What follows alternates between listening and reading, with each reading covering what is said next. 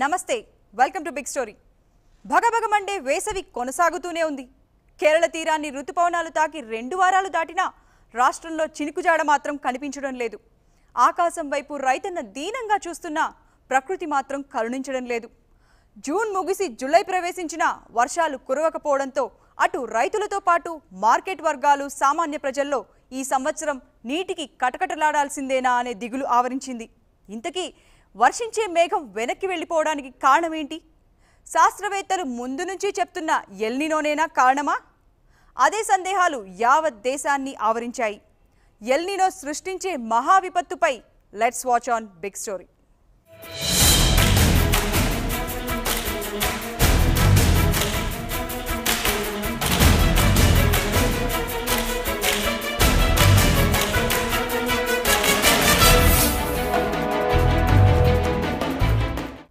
అందరూ ఊహించినట్లుగానే ఎల్నినో ఉపఖండం వాతావరణంపై పంజా విసిరింది.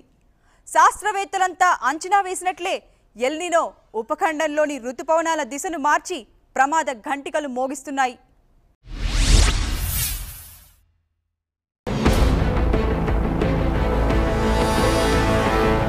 ముంచుకొస్తున్న ఎల్నినో ముప్పు ప్రపంచ దేశాలను కలవరపెడుతోంది.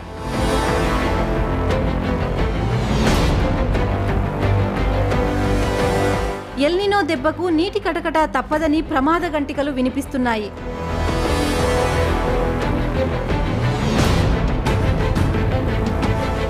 గతంలో ఎల్నినో కారణంగా కరువు పరిస్థితులు ఏర్పడి ఆహారం కోసం యుద్ధాలు జరిగాయి.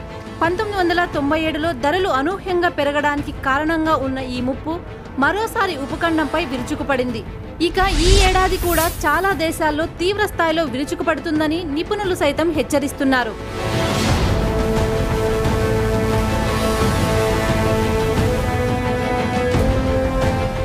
ఎల్నినో దెబ్బకు సాగు రంగానికి కష్టాలు తప్పేలా లేవు.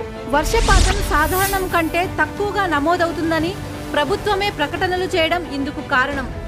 దేశవ్యాప్తంగా ఈ ఏడాది ఖరీఫ్ సీజన్లో జూన్ నుంచి సెప్టెంబర్ మధ్యలో 90 నుంచి 96% మాత్రమే వర్షపాతం పడుతుందని వాతావరణ శాఖ స్పష్టం చేసింది. ప్రస్తుత వాతావరణం కూడా ఇందుకు అద్దం పడుతోంది.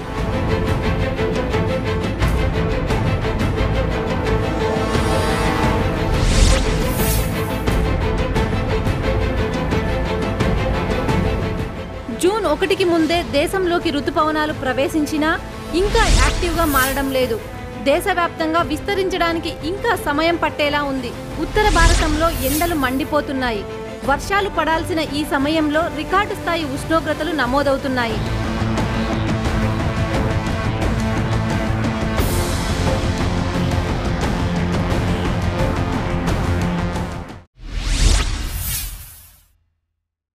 ఎల్నినో ఈసారి వ్యవసాయోత్పత్తులపై తీవ్ర ప్రభావం చూపే ప్రమాదం ఉందని, కొత్త ప్రభుత్వానికి తొలి సవాలు ఎల్నినో రూపంలోనే ఎదురవుతుందని పలు అంతర్జాతీయ సంస్థలు ఇప్పటికే తేల్చాయి. దీంతో ప్రభుత్వాలు ప్రత్యామ్నాయ మార్గాలు వెతుక్కోవాల్సిన పరిస్థితి ఏర్పడింది.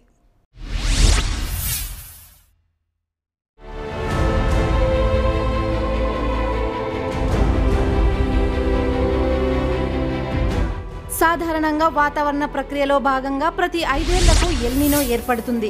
కొన్ని సందర్భాల్లో ఇది మంచి కూడా చేస్తోంది. కానీ ఈసారి 1-2 దేశాలకు అనుకూలంగానూ ఎక్కువ దేశాలకు ప్రతికూలంగానూ మారుతోంది. 1990 ద్వితీయార్థంలో ఎల్నినో తీవ్ర కరువు కాటకాలను తీసుకొచ్చింది. మరోసారి ఆ స్థాయిలో దీని ప్రభావం చూపవచ్చని నిపుణులు హెచ్చరిస్తున్నారు.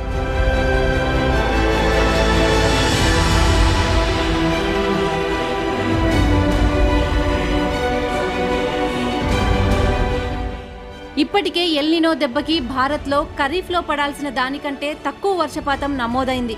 అయితే మన దేశంలో ఎల్నినో ప్రభావం ఊహించినంత ఉండకపోవచ్చని, సాధారణ వర్షపాతం కంటే 5% ఎక్కువ నమోదవుతుందని అంచనా వేస్తున్నారు నిపుణులు. అయితే 5% వర్షపాతం తగ్గినా వ్యవసాయోత్పత్తి రంగంపై తీవ్ర ప్రభావం చూపుతుంది. 60%కి పైగా వర్షాధారిత పంటలు వేసే భారత్లో ఇది ఎక్కువ నష్టాన్నే కలిగిస్తుందని నిపుణులు పేర్కొంటున్నారు. సో నిన్నటి ఇచ్చిన అప్డేట్ ప్రకారంగా ఇప్పటికి కూడా ఎల్నినో న్యూట్రల్గానే ఉంది. కొంచెం యావరేజెస్ కంటే కొద్దిగా టెంపరేచర్ అక్కడ ఎక్కువ ఉన్నప్పటికీ కూడా ఇది ఇంకా ఎల్నినో కండిషన్స్ని పూర్తిగా సాటిస్ఫై చేయడం లేదు. సో కాబట్టి ఎల్నినో ప్రస్తుతానికి లేదనే చెప్పొచ్చు. ఇంకా ఫ్యూచర్లో ఒక 2 నెలల్లో అలా ఎల్నినో ప్రభావం కొంచెం పెరిగే అవకాశం ఉంది. కానీ దానివల్ల ఋతుపవనాలు బలహీనపడతాయి, వర్షాలు తగ్గుతాయని ఖచ్చితంగా చెప్పలేము.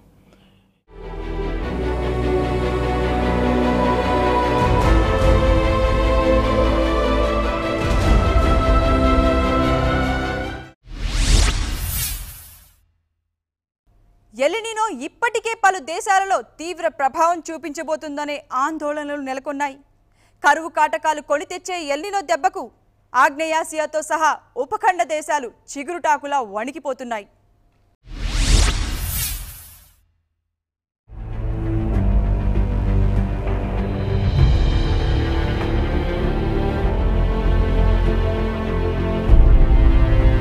భారత్ తర్వాత మలేషియా, ఫిలిప్పీన్స్ వంటి దేశాలపై ఎల్నినో ప్రభావం ఉంటుంది. తాగునీటిని జాగ్రత్తగా వాడుకోవాలని ఫిలిప్పీన్స్ ప్రజలకు సూచించింది. మలేషియా నేషనల్ వాటర్ అథారిటీ కూడా రానున్న 18 నెలల అవసరాలను దృష్టిలో పెట్టుకొని అప్రమత్తమవుతోంది. ఆస్ట్రేలియాలో తీవ్ర కరువు పరిస్థితులు ఉంటాయని నిపుణులు హెచ్చరిస్తున్నారు. గత ఏడాది రికార్డు స్థాయి ఉష్ణోగ్రతలు నమోదు కావడం ఇందుకు సంకేతం.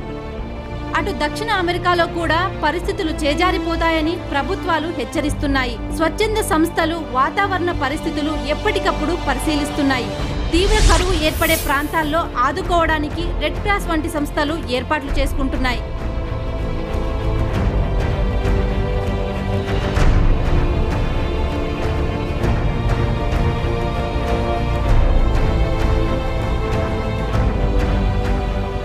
ఎల్నినో ప్రభావంతో ప్రపంచవ్యాప్తంగా ఆహారోత్పత్తులు గణనీయంగా పడిపోయే ప్రమాదం ఉంది.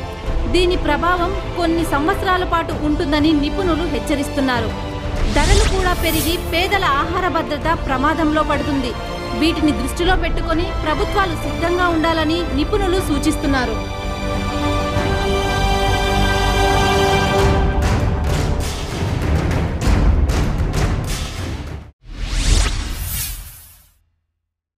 బిగ్ స్టోరీలో షార్ట్ బ్రేక్ తీసుకుందాం.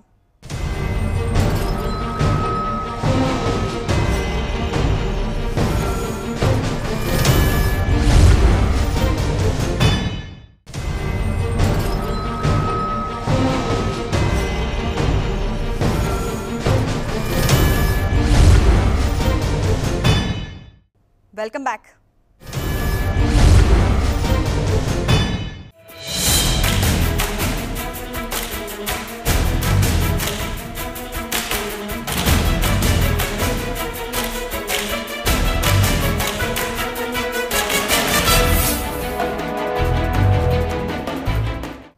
ఇంతకీ అసలు ఎల్నినో అంటే ఏంటి?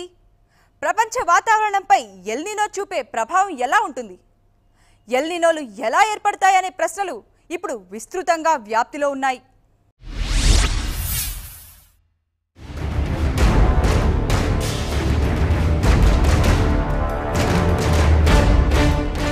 ఎల్నినో, లానినా అంటే రెండు ప్రపంచ వాతావరణ స్థితులకు సంబంధించినవన్న సంగతి అందరికీ తెలుసు. కానీ అవి నిర్దిష్టంగా ఎందుకు ఏర్పడతాయో తెలియదు. నిజానికి శాస్త్రవేత్తలకు కూడా పూర్తిగా వీటి గురించి తెలియదు. 17వ శతాబ్దం ప్రారంభంలో దక్షిణ అమెరికా ఖండం పశ్చిమ తీరంలోని మత్స్యకారులు వాతావరణ పరిస్థితిని మొదటిసారి అంచనా వేసినట్లు రికార్డులు చెబుతున్నాయి. అప్పటి నుండి శాస్త్రవేత్తలు వీటిపై అధ్యయనం చేస్తున్నారు.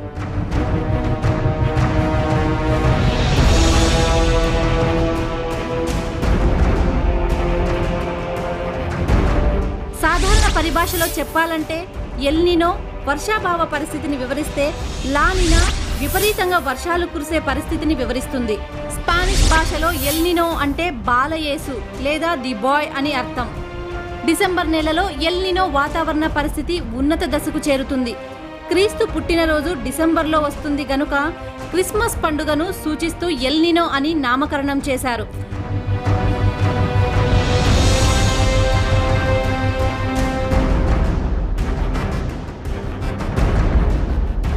ఇక లానినో కూడా స్పానిష్ పదమే. ఆంగ్లంలో ద గర్ల్ అని అర్థం. ఎల్నినోకు విరుద్ధంగా ఉంటుంది కనుక ద బాయ్ విరుద్ధ పదం అయిన ద గర్ల్గా దానిని పిలుస్తున్నారు.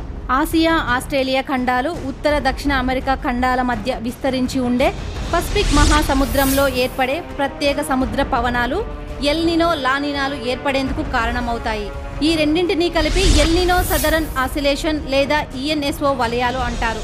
సముద్రం, దానిపైన ఆవరించి ఉండే వాతావరణాల ఉష్ణోగ్రతలు తీవ్ర స్థాయిలో ఒడిదుడుగులకు లోనవడం వల్ల ఇవి ఏర్పడతాయి. ఈఎన్ఎస్ఓ ఉష్ణ దశను ఎల్నినో అని, శీతల దశను లానినా అని పిలవవచ్చు.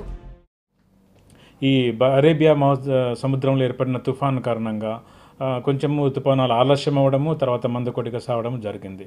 ఇప్పటి వరకు రాష్ట్రంలో ఆంధ్రప్రదేశ్, తెలంగాణ రాష్ట్రాల్లో రెండు కలిపితే యావరేజ్గా మనకు 47% తక్కువ వర్షాలు పడ్డాయి.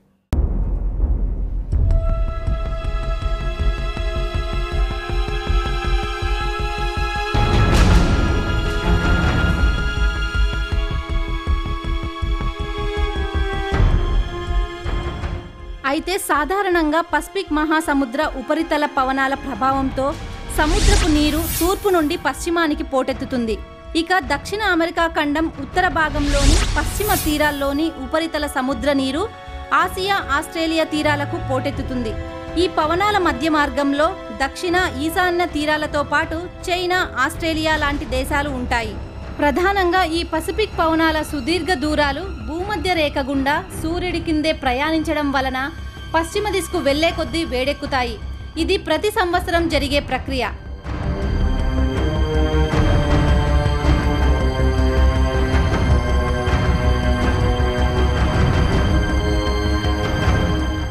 ఎల్నినో ఏర్పడినప్పుడు దీనికి విరుద్ధ పరిస్థితులు ఏర్పడతాయి.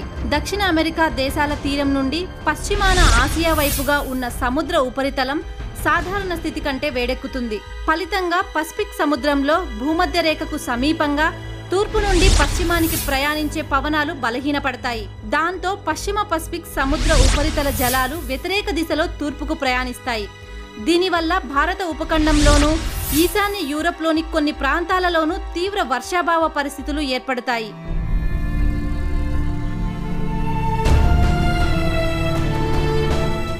ఎల్నినో వల్ల సముద్ర జలాల ఉష్ణోగ్రత సగటున 0.5 డిగ్రీల సెంటీగ్రేడ్ పెరుగుతుంది. ఈ పెరుగుదల ఒక్కోసారి అరుదుగానే అయినా 2 నుండి 6 డిగ్రీల వరకు కూడా ఉండవచ్చు. ఎల్నినో సంభవించేందుకు ఒక క్రమ పద్ధతి అనేది ఏమీ లేదు. 2 నుండి 7 సంవత్సరాల వ్యవధిలో ఇది ఏర్పడవచ్చు. సగటు వ్యవధి 5 సంవత్సరాలు అని ఒక అంచనా. ఎల్నినో వ్యవధి 7 నుండి 9 నెలల వరకు కూడా ఉంటుంది.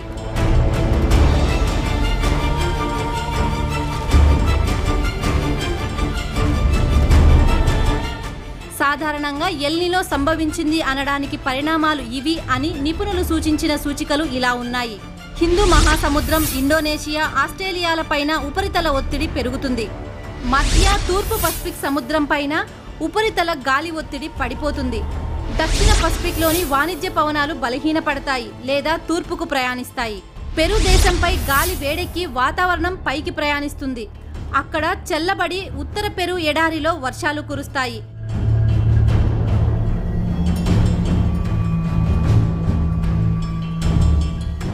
వీటితో పాటు సముద్ర ఉష్ణ జలాలు పశ్చిమ పసిఫిక్, హిందూ మహాసముద్రాల గుండా తూర్పు పసిఫిక్కు విస్తరిస్తాయి. అవి తమతో పాటు ఋతుపవనాలను కూడా తీసుకెళ్తాయి. ఫలితంగా పశ్చిమ పసిఫిక్ తీరం, హిందూ మహాసముద్రంలో తీవ్ర వర్షాభావ పరిస్థితులు ఏర్పడమే కాక సాధారణంగా వర్షం పెద్దగా కురవని పొడి ప్రాంతాలైన తూర్పు పసిఫిక్ తీరంలో వర్షం బాగా కురుస్తుంది. అమెరికా వరకు చూస్తే పశ్చిమ తీర ప్రాంతం ఎండిపోయి తూర్పు గల్ఫ్ తీర ప్రాంతంలో వర్షాలు దండిగా కురుస్తాయి.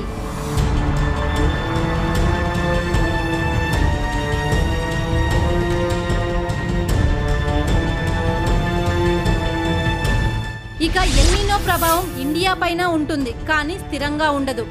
ఈ సంవత్సరం ఎల్నినో ఏర్పడే అవకాశం 60% ఉందని భారత వాతావరణ విభాగం ప్రకటించింది. ఎల్నినో సంభవించినప్పుడల్లా ఇండియాలో వర్షాభావం ఏర్పడుతుందన్న నియమం లేదు. కొన్నిసార్లు తీవ్ర ప్రభావం చూపగా మరికొన్నిసార్లు పెద్దగా ప్రభావం చూపలేదు.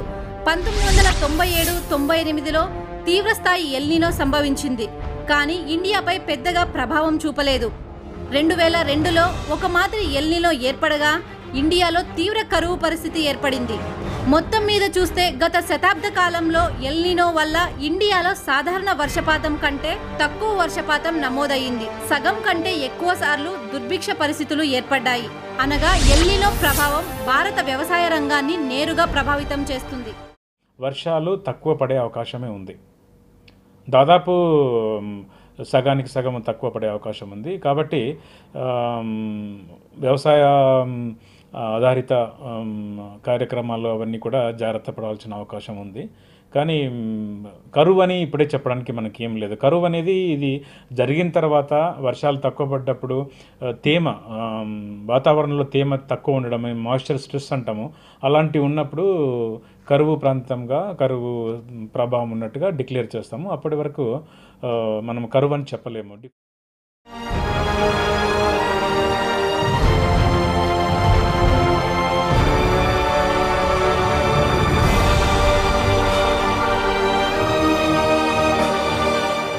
ఇక లానినా వాతావరణం సాధారణంగా ఎల్ నినో అనంతరం ఏర్పడతాయి. కానీ ఎల్ నినో అనంతరం ఖచ్చితంగా లానినా ఏర్పడుతుందని గ్యారంటీ లేదు. తూర్పు పసిఫిక్ మహాసముద్రంలో భూమధ్య రేఖ ప్రాంతం వెంబడి ఉష్ణోగ్రతలు సాధారణ స్థాయి కంటే పడిపోయినప్పుడు లానినా ఏర్పడుతుంది. ఉష్ణోగ్రత తగ్గుదల 3 నుండి 5 డిగ్రీల సెల్సియస్ ఉండవచ్చు. లానినా ప్రభావాలు ఎల్ నినో ప్రభావాలకు సరిగ్గా విరుద్ధంగా ఉంటాయి. వర్ష ప్రభావిత ప్రాంతాల్లో వర్షాలు భారీగా కురుస్తాయి. ముఖ్యంగా చిలీ, పెరు, న్యూజిలాండ్, ఆస్ట్రేలియా తీరాల్లో కుంభవృష్టి పడుతుంది. లానినా వల్ల పశ్చిమ దక్షిణ అమెరికాలో కరువు ఏర్పడితే ఉత్తర దక్షిణ అమెరికాలో వర్షాలు బాగా కురుస్తాయి.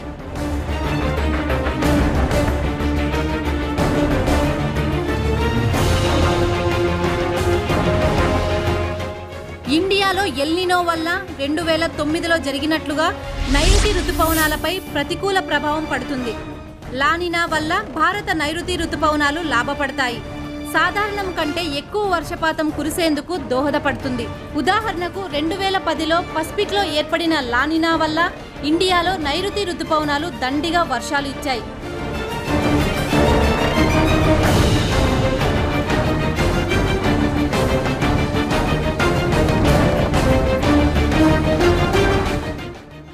ఎల్ నినో ఏర్పడేందుకు గ్లోబల్ వార్మింగ్ కారణమా? ఈ ప్రశ్నకు ఖచ్చితమైన సమాధానం శాస్త్రవేత్తలకే ఇంకా తెలియదు. రెండింటికి సంబంధం ఉండేందుకు అవకాశం ఎక్కువగా ఉందని మాత్రం చెబుతున్నారు. భూ వాతావరణ చరిత్ర అంతా ఎల్ నినో, లానినాల మధ్య ఊగిసలాడిన చరిత్రే అని, ఆ రెండింటి మధ్య సాధారణ వాతావరణం ఎక్కువ కాలం కొనసాగిన చరిత్ర గతంలో ఉండగా ఇప్పుడు అది తగ్గిపోయిందని శాస్త్రవేత్తలు చెబుతున్నారు. ఎల్ నినో రాక ఇటీవల దశాబ్దాలలో, మరీ ముఖ్యంగా గత 2-3 దశాబ్దాలలో బాగా ఎక్కువైందని వారు చెబుతున్నారు.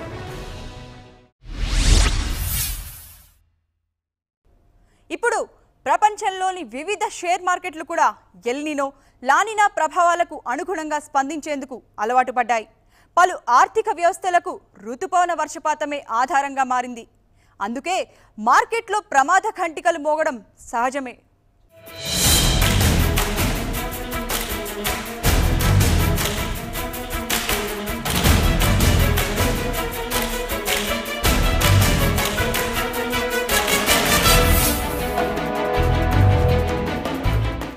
ఇది ఇవాల్టి బిగ్ స్టోరీ. మరో అంశంతో మళ్ళీ కలుద్దాం. Until then keep watching 99 TV.